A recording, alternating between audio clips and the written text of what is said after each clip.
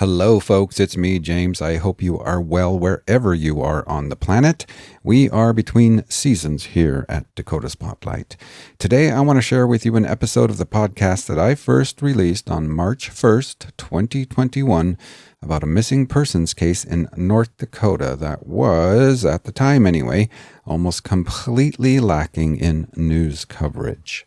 I originally intended to release 5 episodes about the mysterious disappearance of 15-year-old Barbara Cotton, who went missing in April of 1981. She was allegedly last seen walking home one night in Williston, North Dakota. As I said, I planned 5 episodes, but it turned out to be a much bigger project. In fact, there are 20 episodes of Season 5, a season titled A Better Search for Barbara.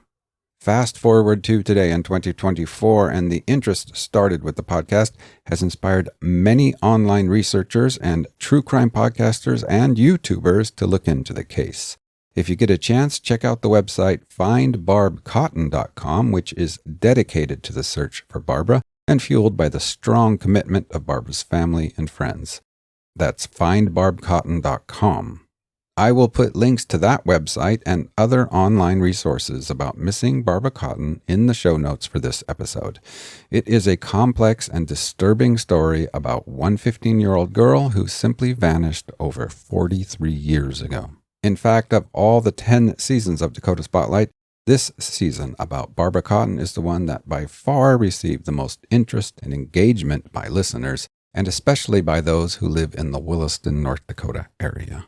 Please enjoy episode 1 of A Better Search for Barbara, an episode titled 5 Blocks from Home.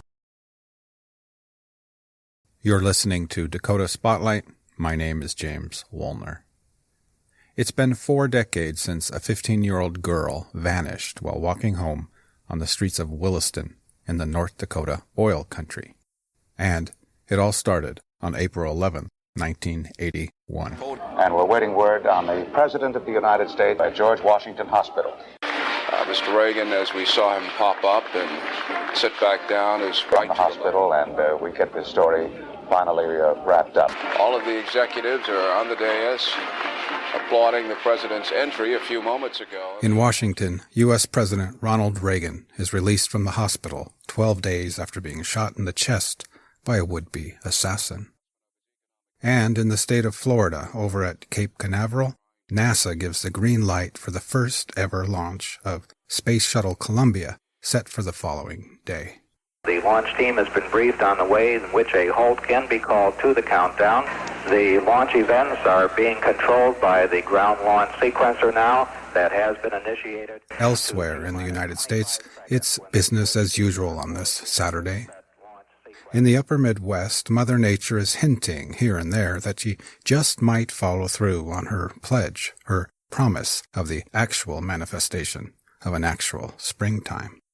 All across this region, Northerners pack up the family car and head to the local shops and hardware stores where parents inspect garden hoses and potting soil, and the kids are drawn to Easter basket aisles where they fondle bags of pink bunnies, yellow chicks, and chocolate eggs wrapped in colored foil. Third, there's a pitch swung on, fly ball center field, easy out.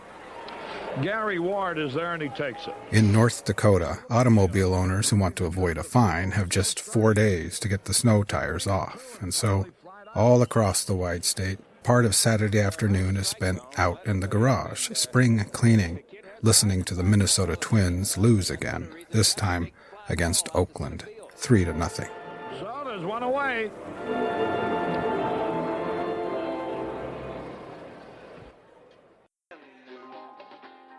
Saturday becomes Saturday night, and after the evening meal, many North Dakotans fall into one of 3 categories. First are those who have to stay home for the night, kids and children with no say in the matter. They fall asleep in pajamas watching Love Boat or Fantasy Island. The second category are those who just want to stay in for the night, the fatigued adults, many of them parents and homeowners. These North Dakotans sit up late and play cards or watch Chevy Chase hosting Saturday Night Live. Some just go to bed, while others nod off on the couch, only to wake up with a jolt again and cast a panicked look at the clock. Pleasant tomorrow. Their day is not quite done yet because they are the parents and occasional chauffeurs of the third category, teenagers who have no desire at all to stay home on a Saturday night in April. Of course, on April 11th, 1981, the Saturday night options for teenagers are slim. Some go to the movies. Others ask a parent to drive them to the indoor roller skating rink.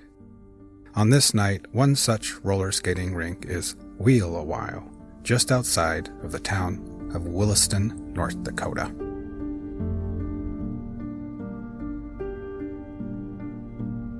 It was just a hangout where we'd all get together, something to do on the weekends, especially in the cold, winter months and stuff. This is Sandee Evanson. In 1981, she was Sandy Schubert. On the evening of April 11th, 1981, Sandy was just 16 years of age when she went roller skating with some of her friends at Wheel a While in Williston. The skating rink was a favorite hangout for Sandy and her friends. We were so hooked that, I saved all my money, and I think my first pair of skates were $120, which was a lot of money back then. At the Wheel a While, the teenagers of Williston could get out of their homes and yet stay out of the cold and, for the most part, out of trouble. They socialized, bought popcorn and candy at the concession stand, and skated to pop music beneath the giant disco ball. They would, turn the lights down sometimes and have the strobe lights and the mirror ball. And yeah, there were boys there. There was ones that I had a crush on.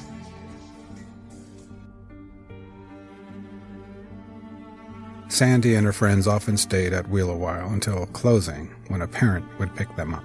And there would be 2 sessions, usually a 7 to 9 and a 9 to midnight or something like that, I believe it was. But we would pretty much stay, I think we'd usually go from 7 to midnight. On this evening, if her memory serves her correctly, Sandy's parents are out of town, and so her friend's mother picks them up at Wheel a While and drives them back to her friend's house where they hang out for a while. Her friend's house is a few blocks north of Sandy's. Pretty close to 18th Street and 9th Avenue. After some time at her friend's house, Sandy decides to go home, to walk home, alone. Sandy never feels fully comfortable doing this, even though Williston is considered a pretty safe place by most of her friends at the time. On this night, she's on edge, however. Maybe because her parents left town on business, and she knows she's returning to an empty house in the dark. I'm scared. I'm some parts I can remember running, not because of the cold, but because I'm scared it's dark and where are the weirdos and things like that.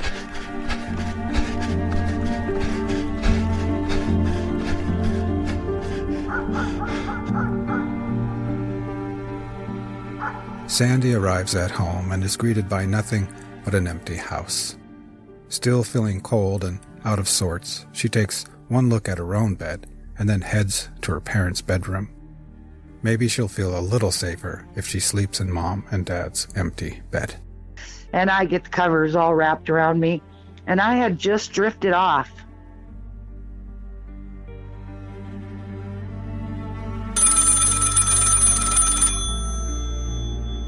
And I remember looking over, there was a clock by my mom's bedside table, and it said 1.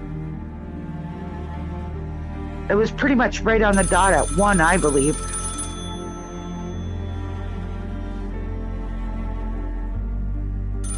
And I was like, who's calling at 1?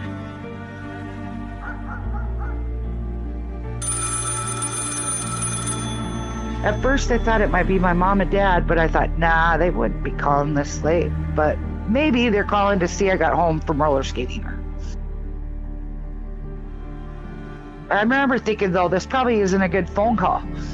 Nobody calls at that time of night, for something good.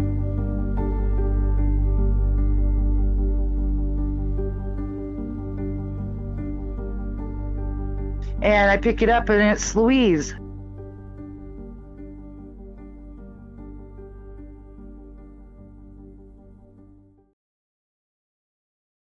Louise is Louise Cotton, a parent, the mother of 15-year-old Barbara Cotton, Sandee's childhood friend. But Sandee and Barbara don't hang out together anymore.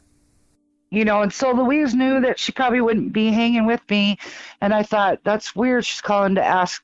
And I said, no, I haven't seen her. And truth be told, nobody has admitted to seeing Barbara Cotton since that night. She didn't come home or call the next day or the next year or ever again. Some seem to think she just ran away. Ran away without her savings, without her eyeglasses, without any clothes, without taking anything with her. April of 2021 marks 40 years since Barbara Cotton vanished in Williston, North Dakota. What happened to Barbara Cotton? I would go to the movies with friends all the time and walk through that park. I'm standing at the corner of Main Street. Did you see anything unusual that night? Or,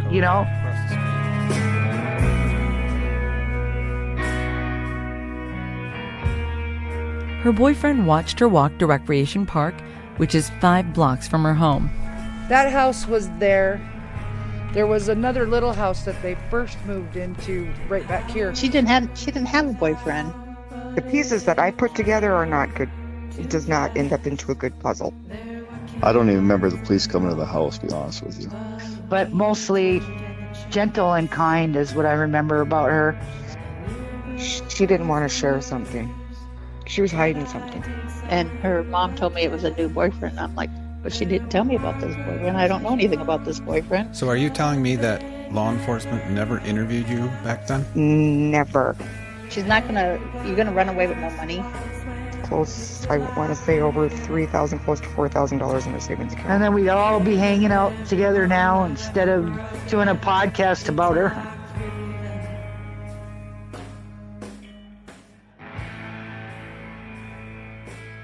According to the North Dakota Attorney General's website, Barbara Cotton's case is open and ongoing. It's a cold case. The full description on the website states, quote, "During the evening of April 11, 1981, 15-year-old Barbara Louise Cotton disappeared in Williston, North Dakota, period, unquote." That's all the Attorney General's website says, as if maybe sending a fair warning to any would-be detective, suggesting this case is starving itself to death slowly. Proceed with caution. Cap your expectations or dreams of finding out what really happened to Barbara Cotton. Or maybe I'm just reading too much into it. Anyway, I recently ignored this potential warning and headed to Williston with my camera and audio recorder. My first stop in Williston would be the corner of 4th Street and Main. I'm standing at the corner of Main Street and 4th in Williston, North Dakota, across the street from the Plainsman Building, which is the location where...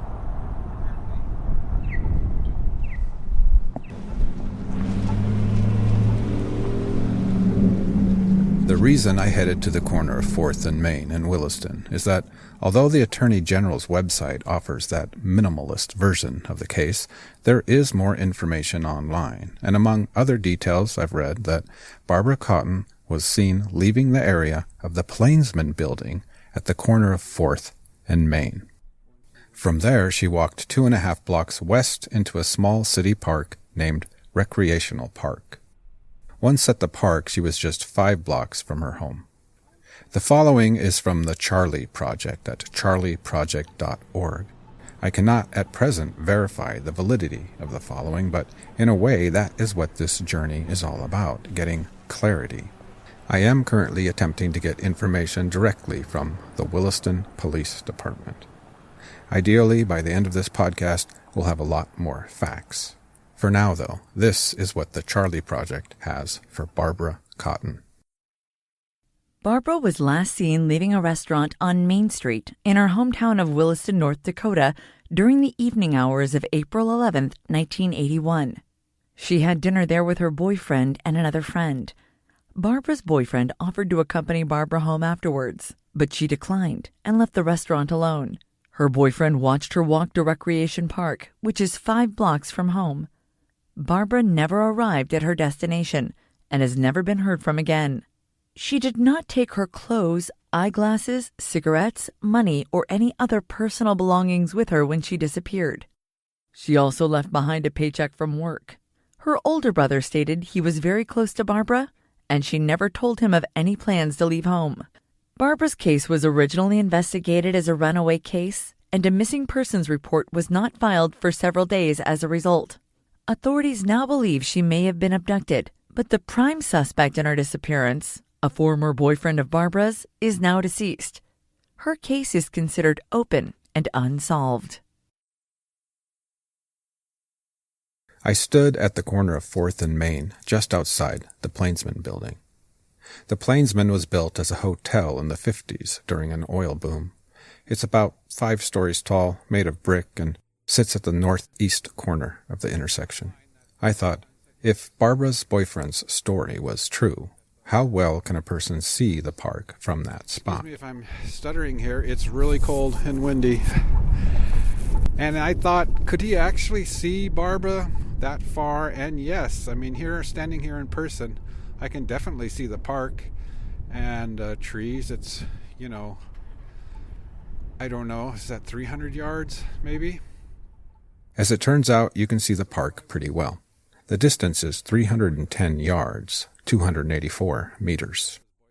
4th Street actually runs right into the park. That is, if you drive or walk from Main Street, you have 2.5 blocks to travel, but once you get to 2nd Avenue West, you're at a dead end, staring straight ahead into the southeastern end of Recreational Park. Barbara would have crossed 2nd Avenue and walked into the park before she vanished. We will be looking closer at the park and Barbara's remaining route home later. If you're like me, you probably have some questions you're wondering about. Who was the boyfriend? How did he die? When? Why did Barbara decline a walk home and head out by herself? Did she have an argument with her boyfriend? And who was the 3rd person at dinner that night? As you'll see, there is confusion about this. Another question I have is, where did Barbara, her boyfriend, and the 3rd person eat dinner? I assumed it was at the Plainsman building, but now I'm not so sure. I can tell you something about one of these questions, though. Sandee Evanson and others have told me that it was not out of character for Barbara to want to walk home alone. In fact, they remember her doing the same thing with them. She didn't need an escort. She felt more than comfortable walking alone. Hopefully, by the end of this podcast, we will answer all of these questions and more.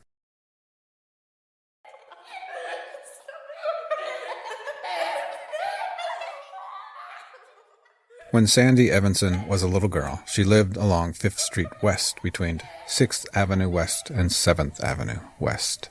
And just like in many communities, the houses on one city block shared a common alleyway behind the houses. One day, a new family moved into a home across the alley from Sandee. It was the Cotton family. Louise Cotton, a single mother, divorced from her husband, moved in with 3 of her kids, a son, Kent, a daughter, Barbara, and the youngest, another daughter, named Kathy.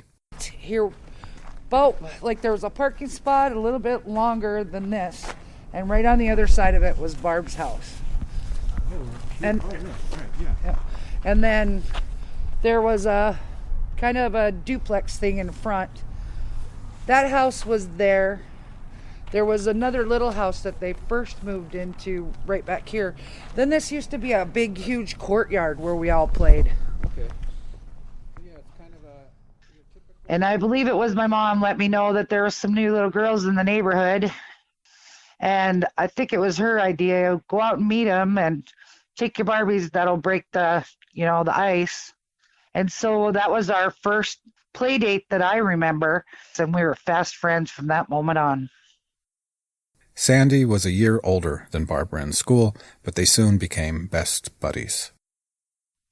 It was pretty much from, in the summertime, from the time we got up, it was run across the alley and start hanging out together, Sandee, Barbara, Barbara's brother and sister, and the other kids around the block often played together.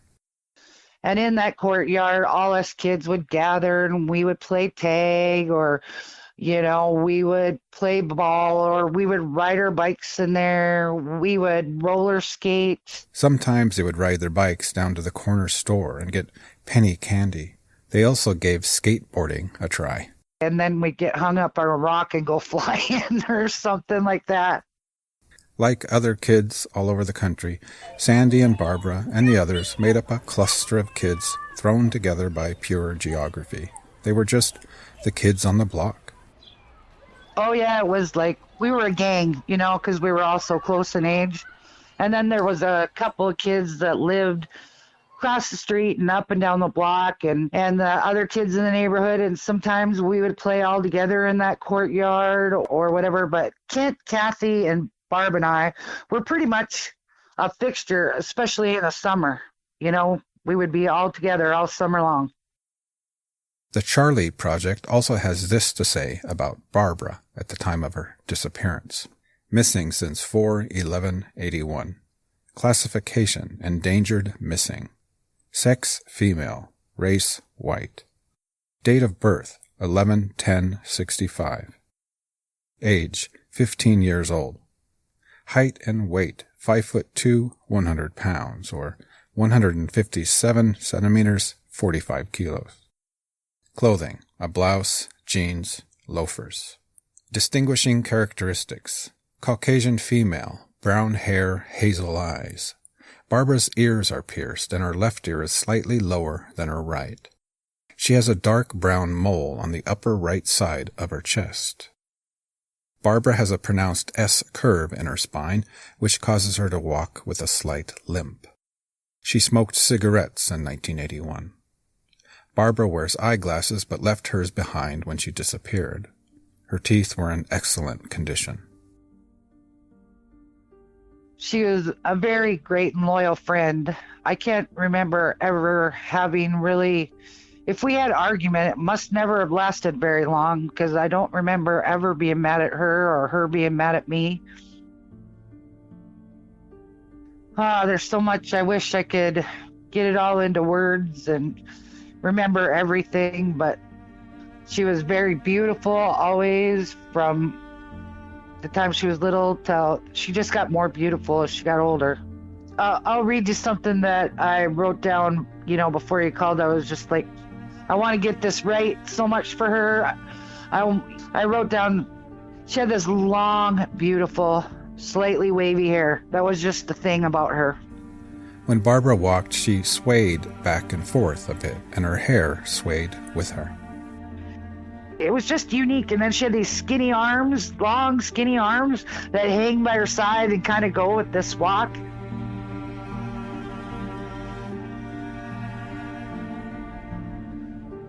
But mostly gentle and kind is what I remember about her. I never remember... I'm sure there had to have been one between us after all those years, like where we got in an argument or a fight, as kids do, and then get back together or whatever. But I don't remember one. I always remember being good to me and like we were besties. As close as they were, Barbara Cotton did not share a whole lot of internal, personal stuff with her friend, Sandee. But at the same time, I never saw her depressed or sad where I would have asked her, like, what's bothering you or anything. It's like once they had moved in across, they started a whole new life, and she just really seemed to flourish in that.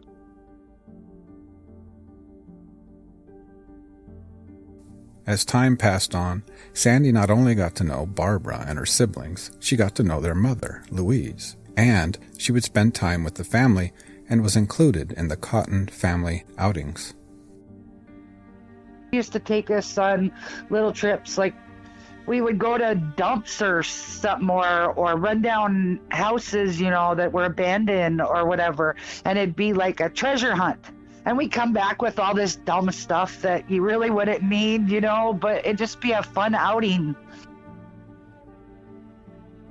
The girls grew older, 12, 13 years old, and One of Sandee's warmest memories are the nights the duo spent in a camper parked in the alley. We had a bus camper.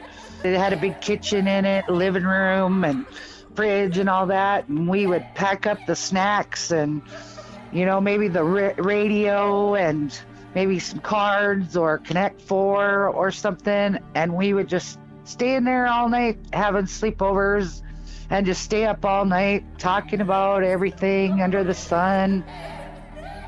Sandee recalls that when Barbara was in 7th grade, she had a crush on a neighborhood boy. I imagine Sandee and Barbara hunkering down in the camper during a North Dakota thunderstorm, playing cards and talking about their crushes.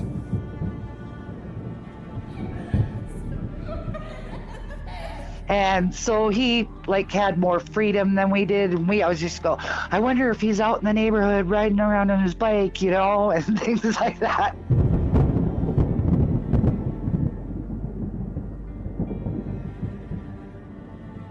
These were the good years, the innocent years, before high school and the things that often come with it. Barb and I hung together. There was never no drinking or smoking or anything like that. It was good, wholesome kid fun. But somehow it seems all good things must come to an end. I would say that really when we started to drift apart a little bit is when I went on to high school and she stayed in junior high, just being a year younger than me. Their separation then would never be fully reconnected. They remained friends, but they just started hanging out with different people, drifting apart a bit.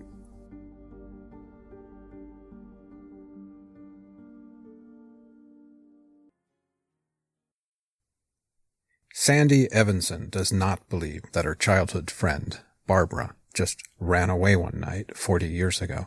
She's never believed the story, even back then. But I think it was, she's a runaway. And I have to say back, when that happened, we were all probably a little naive. Bad things didn't happen like that much. You didn't, especially really in Williston. Sandee's mother was good friends with Louise Cotton, Barbara's mother. So, I would get all my information from my mom then. And my mom would tell me the police think she ran away, and we all knew that she didn't run away. It was just annoying and bothersome. One thing Sandee learned early on is that it was assumed that Barbara had run away with this boyfriend who apparently worked in the oil fields. And then after that, they think she's run away with that guy she was seeing. And they're certain that they're gonna, him being in the oil fields, seismographing, he was moving around from town to town, from job to job. They would do a job site in this town or that town, and then they'd put him up in a hotel. So they just were sure they were going to find her in one of his hotel rooms. And I do believe 2 times, if I'm not mistaken, they went and searched his motel room, but never found any sign of her. The 16-year-old Sandee Evanson, or Sandee Schubert at the time, didn't buy it at all. According to her memory, she even did some neighborhood canvassing, knocking on doors along 5th Street West, where Barbara would have walked after leaving Recreation Park. And we knocked on some doors, and we remember looking through the park. Yep, going through the park looking for any sign, and we saw absolutely nothing. I only remember one person answering the door, and it's the 2nd block from the park, I think. And that person and that lady had said she didn't hear anything or see anything. And speaking of canvassing the neighborhood, to Sandee's knowledge, the police never did that. Wouldn't you canvass the neighborhood? I'm almost 100% sure that they didn't. If the police had talked to any of us, we would have probably sent them over to the Luther's house, because their house faced Barb's house, and they knew all of us very well. They had 3 kids that all played with us. And, did you see Barb walking home that night? Or did you see anything unusual that night? Or, or do you know anything about who Barb's been hanging around with? Because kind of Pat Luther knew everything in the neighborhood. Of course, it's possible the police did canvass the neighborhood. I'm not certain at the time of this recording, but one thing Sandee is certain of, they've never spoken with her or asked her any questions. Her frustration is palpable. I don't want to badmouth the police, but in some ways I do. I don't know if the police, when Barbara goes missing, did they ever talk to Kent and Kathy? Because they never did me. I don't remember them asking any questions, and that's just the part where she was always chalked up to be a runaway. But nobody was ever asked any questions. Some people in Sandee's situation would perhaps just give up on finding answers about a friend. They would leave it to the family and to the police, and basically she did leave it to them for the most part, but she never forgot about Barbara. And others remembered Barbara, too. Almost 14 years after she disappeared, in January of 1995, a reporter for the newspaper The Bismarck Tribune published an article about Barbara after speaking with Barbara's mother, Louise, her younger sister, Kathy, and others. According to the article, the last time the Cotton family had received any leads had been 9 years earlier. Barbara's mother, who is now deceased, is quoted several times in the article. "I want to try to find her one more time," she said, "and I try to run down everything, but never find anything. I don't know what to say. We miss her and love her and hope she's okay, wherever she is. I'd like to know what happened. I wish she would get in touch with me. She still has money in the bank, which I'd like to give to her. I was saving it for her college. I guess I should have let her spend it." Barbara's sister, Kathy, was also quoted. "We were very close when she disappeared. I just want to tell her to please call home." Williston Police Chief Don Wentz was also interviewed for the article. He noted that Barbara left without her glasses and a paycheck from work. Quote, "Those aren't the actions of a runaway." He was also quoted as saying, "At the time, we had posters out and her picture on milk cartons, etc. We checked out all leads." That was in 1995. Fast forward now 16 years to the year 2011, 30 years since Barbara vanished. Sandee Evanson is not done looking, and with renewed energy, she has an idea and a smidgen of hope. 30 years down the road, I'm working for the Williston Herald. The Williston Herald is the newspaper in town. Sandee worked in the circulation department. And I'm like talking to my boss and going, I wonder if the Herald be interested in doing a story. And I started telling him about my friend. And he's like, Sandee, put everything down that you can remember, on paper, and I'll give it to the editor. And so she did. She sits down and writes 4 pages in longhand of her memories about Barbara's disappearance. Yep. As a matter of fact, I still have the notes that I gave to the editor. The Herald did run a story on April 1st, 2011. You may recall that I said that I'd read here and there that when Barbara Cotton had dinner with her boyfriend, a third person was also present. The article in the Williston Herald, which seems to be based off of Sandee Evanson's 4 pages of notes, identifies the third person by name. According to the article, the third person was Louise Cotton, Barbara's mother. If this is true, then, before she disappeared, Barbara had dinner with her boyfriend and her mother, and therefore Louise Cotton was one of the last people to see her daughter. This part gets confusing and is potentially important. Sandee sent me her notes, the same notes she gave the editor of the Williston Herald 10 years ago, and which seems to be the basis or main source of that article. The following is from Sandee's notes. By the way, Sandee is uncertain today if this information came directly from Louise Cotton or if Louise told Sandee's mother, who told her. Louise said that Barbara and her boyfriend had dinner with her at the old Cakes and Cones restaurant. Having a wonderful time after some problems with Barb dating at her age, they separated on good terms. Barb left with her boyfriend and Louise returned home. After Barb never came home, she got in touch with the boyfriend. He said that he offered to walk Barbara home, and she refused, saying she'd be fine. One of the questions I've asked the Williston Police Department is exactly that. Was the third person Barbara's mother? At the time of this recording, I've not received a response yet, but let me explain why this feels so important and confusing right now. Ready? Consider this. If the police have other information, meaning, according to them, the third person was not Barbara's mother, then wouldn't you think that after the article came out in 2011 in the Williston Herald, they would reach out to the reporter with a correction, or perhaps also to Sandee Evanson, and ask her about this conflicting information? After all, Sandee heard this either from Louise directly or from her mother, who was friends with Louise. If you're an investigator looking into this, you might wonder if maybe Sandee's information is correct, not what you have in your police file. I remember being very disappointed about that article, too, about them not getting, there was no comment from the police department on it. But they didn't reach out, and at least I've found no correction. And Sandee states that she has never spoken with the police about Barbara. So that leads us to believe that it's true, right? Louise Cotton is the third person who went to dinner with Barbara and her boyfriend. This would be all fine and dandy, but if that's true, why, oh why in the world did Louise Cotton, Barbara's mother, never tell her kids, Kent and Kathy, that she'd gone to dinner with their sister on the night she vanished? This is Kathy, Barbara Cotton's sister. Yeah. See, I had no idea up until last year it was, I believe, that my mom had, I guess, dinner supper with Barb and her boyfriend.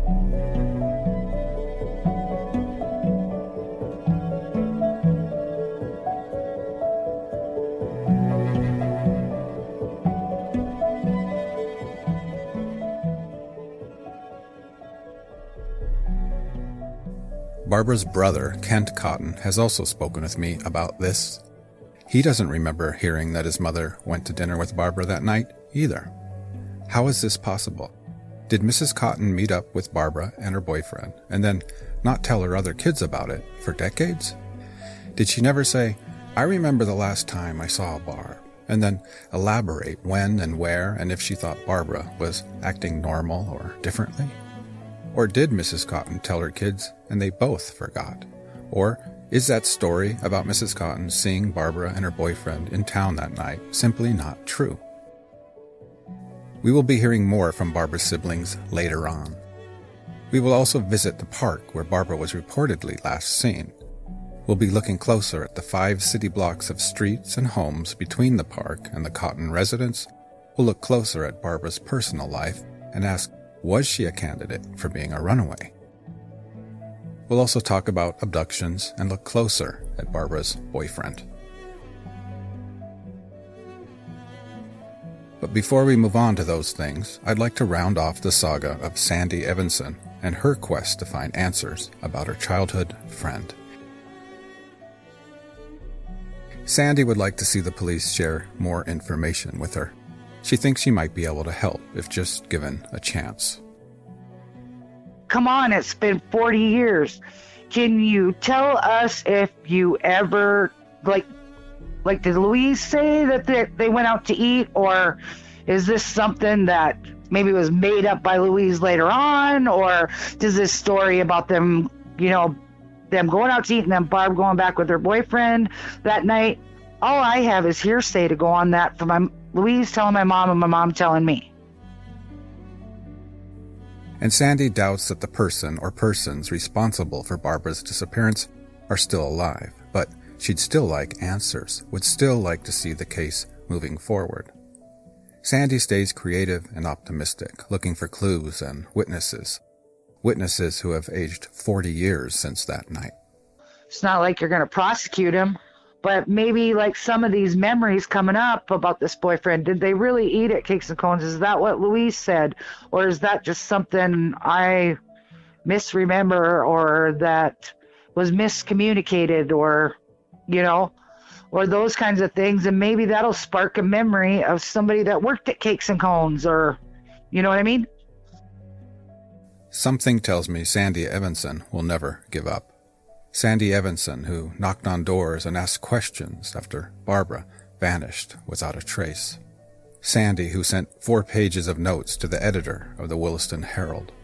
Sandee, who used to hunker down with Barbara Cotton in a family camper, and together listen to music and talk about all of the adventures that were still yet to come.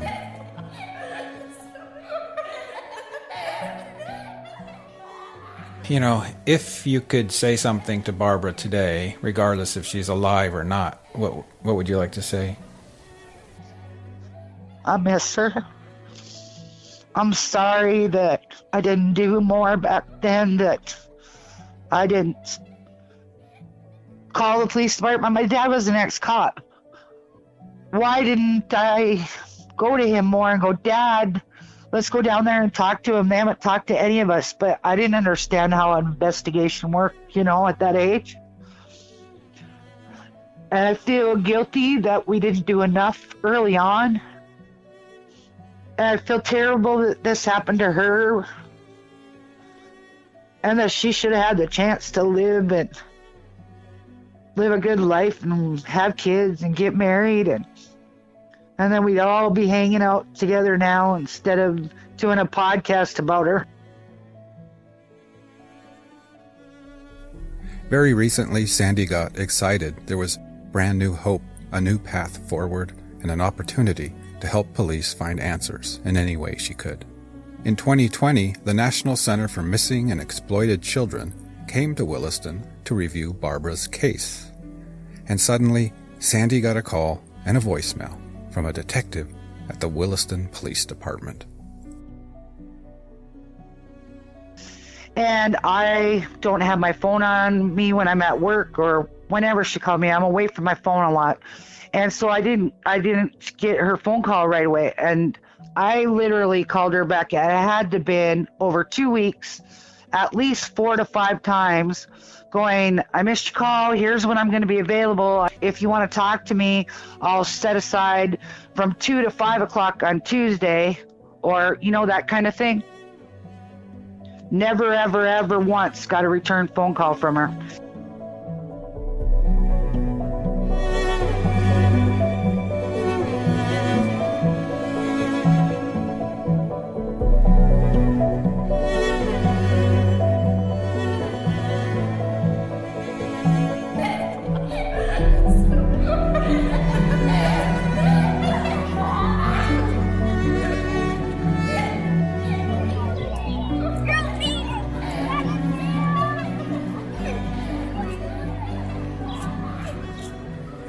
Still to come on this season of Dakota Spotlight, a better search for Barbara.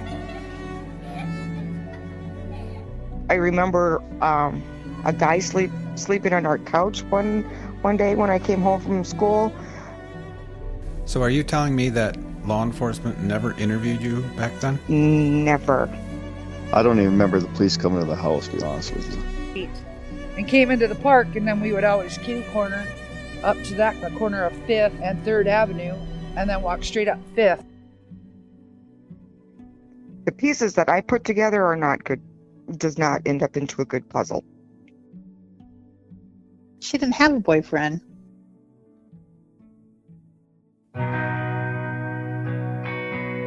Dakota Spotlight is a production of Forum Communications, researched, written, recorded, and edited by me, James Woolner. This season is dedicated to my daughters and to all daughters everywhere.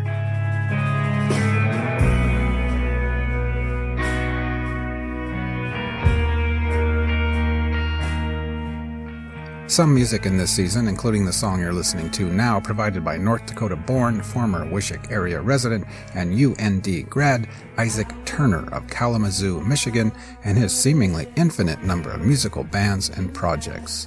This band is named Wowza in Kalamazoo. We also heard a little from his bands Out and the Hollis Group. Search for Wowza, Out, and the Hollis Group on Bandcamp.com or see the links in the show notes. Thanks much, Isaac and friends. To learn more about missing kids, check out the National Center for Missing and Exploited Children at missingkids.org. To contact me, shoot me an email at dakotaspotlight@gmail.com. If you're loving this season, please tell your friends in real life and on social media and give me a review and a rating on Apple Podcasts. And why not come and join us at the Dakota Spotlight Facebook group? Thank you so much for listening to this episode of Season 5, A Better Search for Barbara. Be safe, stay warm, and see you next time.